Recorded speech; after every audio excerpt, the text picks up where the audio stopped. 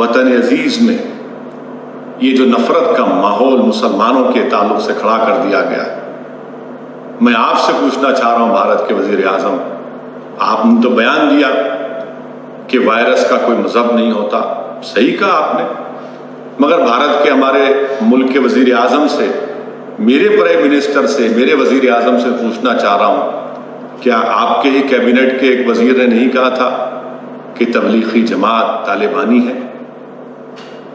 बताइए आप, क्या आप ही की हुकूमत ने जब रोज शाम में कोविड-19 के फिगर्स दिए जाते थे तो एक ग्रुप से इतने आए, फिर सिंगल सोर्स बता दिया गया, और फिर आज आप बयान देते हैं कि वायरस का कोई रिलीजन नहीं होता? प्राइम मिनिस्टर ऑफ इंडिया, आप बताइए ये फिर कॉन्ट्रडिक्शन कैसे होगा? आप ही के इंफॉर्मेशन एंड ब्रॉडकास्टिंग मिनिस्टर हैं, आज बयान देते हैं कि एक टीवी के एंकर पर जो हमला हुआ वो उसकी मजम्मत करते हैं। यकीनन वो टीवी का एंकर आपका नूरे नजर है, आपको उससे बड़ी मोहब्बत है, आपके दिल की धड़कन हो सकती है आपकी हुकूमत की, मगर ये मुनाफिकत क्यों?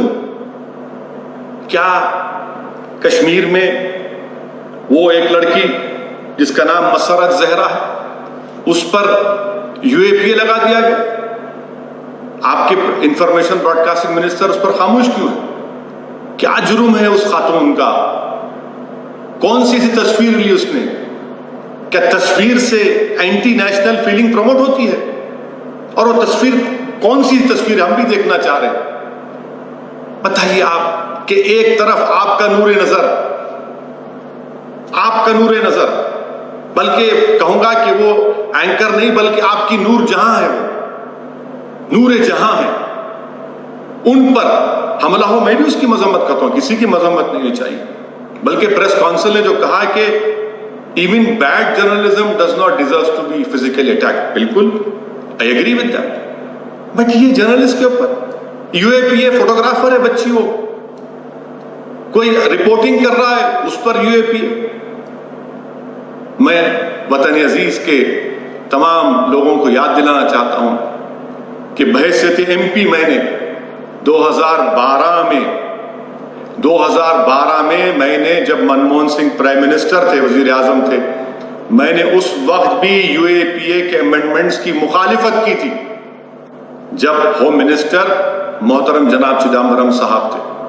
मैंने मुखालिफत की थी उस वक्त भी और कहा था कि आज आप जो तरमीम करने जा रहे हैं इसका इस्तेमाल मुसलमानों पर, दलितों पर, आदिवासियों पर होगा। फिर जब होम मिनिस्टर जनाब अमित शाह ने अमेंडमेंट लेकर आए पार्लियामेंट में, उस वक्त भी मैंने उसकी मुखालिफत की। मैंने मुखालिफत की कि ये कॉन्स्टिट्यूशन की, हमारी आइन, हमारे संविधान के खिलाफ है कि कैसे आप डिक्लेयर कर दें किसी को टेररिस्ट, बगैर कोर्ट किसी को कन्विक्ट करे। आज आप देखते क्या है कि यूएपीए का इस्तेमाल हो रहा है, और मैं जिम्मेदारी के साथ कह रहा हूं कि यूएपीए का इस्तेमाल उन मुसलमानों के खिलाफ होता है और होता रहेगा जिनके पास एक सोचने की कैपेसिटी है। ये यूएपीए का इस्तेमाल उन दलितों पर होगा जिनके पास आवाज है। ये यूएपीए का इस्तेमाल उन आदिवासियों पर होगा जिनके पास एक धड़कता हुआ दिल होगा। और यूएपीए का इस्तेमाल सिर्फ इसलिए किया जाता है किसी को जेल में डालकर सड़ा दिया जाए, जेल में डालकर सड़ा दिया जाए, वो सड़ता रहे 5 साल, 6 साल, 7 साल के बाद फिर वो बरी हो जाते हैं। बताइए आप, ये कहा, ये यूएपीए की अमेंडमेंट्स कांग्रेस ने तायद की, इसका बिल बनाने वाले, कानून बनाने वाले कांग्रेस पार्टी है, कांग्रेस पार्टी जिम्मेदार है इसकी। डॉक्टर मनमोहन सिंह के जमाने में इसमें अमेंडमेंट किया गया और सख्ती पैदा की गई, फिर उसको और सख्ती पैदा कर दी। मोदी हुकूमत जब अमित शाह होम मिनिस्टर बने तो बिल लेकर आए। ये यूएपीए का इस तरह का इस्तेमाल हो रहा है। कोई टीवी का एंकर बैठकर अपने टीवी स्टूडियो में 71 बातें कर सकता है, दीन इस्लाम का मजाक उड़ा सकता है, मुसलमानों की तौहीन कर सकता है, गाली दे सकता है उनको, मगर कुछ नहीं होगा उनको, क्योंकि टीवी के एंकर है। बरसर इख्तिदार रूलिंग पार्टी के नूरे नजर है, गरीब है, क्योंकि रूलिंग पार्टी और प्राइम मिनिस्टर के चाहने वाले हैं, इसलिए उनके पास एक अनब्रिडल्ड राइट है कि वो किसी को भी चाहे कुछ कह सकते हैं।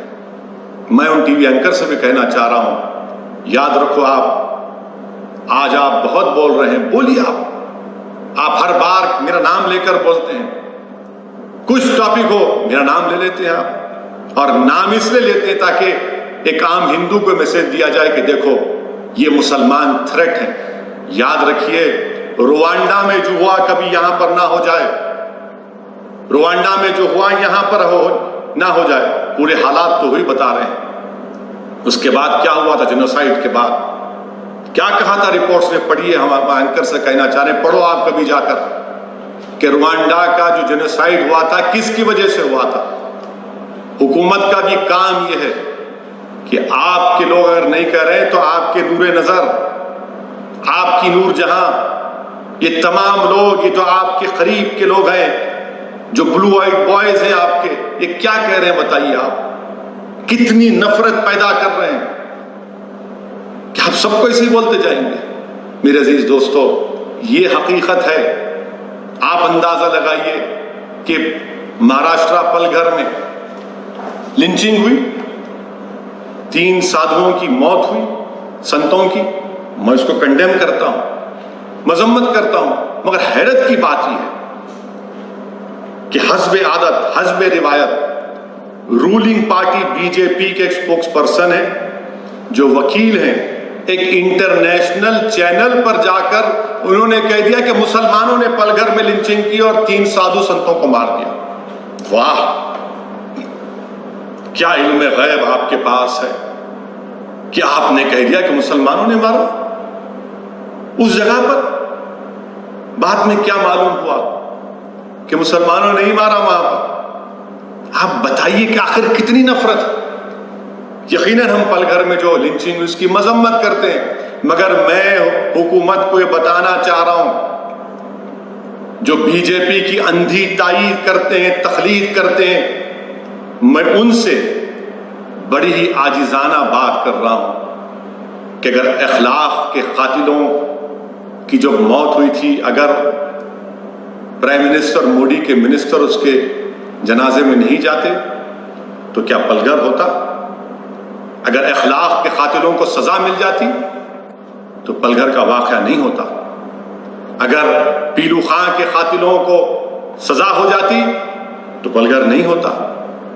अगर रकीब को राजस्थान में जब मारा गया, उसके एक्यूज को जब कोर्ट को लाया गया तो जुलूस की शक्ल में लाया गया, अगर वो रोकते तो ये वाक़या नहीं होता। अगर अलीमुद्दीन अंसारी के कातिलों को बीजेपी के एमपी अगर फूल का हार नहीं पहनाते तो पलघर नहीं होता। याद रखिए आप कि ये दो रुखी पॉलिसी नहीं चलने वाली है।